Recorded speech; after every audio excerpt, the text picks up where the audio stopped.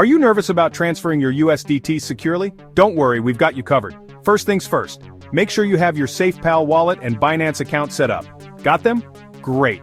Now, let's dive into the steps. Step 1. Open your SafePal wallet app. Find and click on the USDT token. Easy, right? Step 2. Tap on Send. Here you'll need the Binance deposit address. So let's switch to Binance for a moment. Step 3. Open your Binance app, go to Wallet and select Deposit. Choose USDT as your deposit currency. Copy the deposit address shown. Step 4. Head back to your SafePal wallet. Paste the Binance deposit address in the recipient address field. Double check it. You don't want to send your funds to the wrong place. Step 5. Enter the amount of USDT you want to transfer. Review the transaction details and hit Next. But wait, here comes the crucial part. Step 6. Confirm your transaction. SafePal will ask for your seed phrase.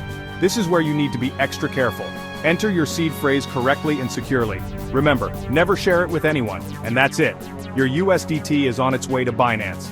Keep an eye on both wallets to confirm the transaction. Congrats!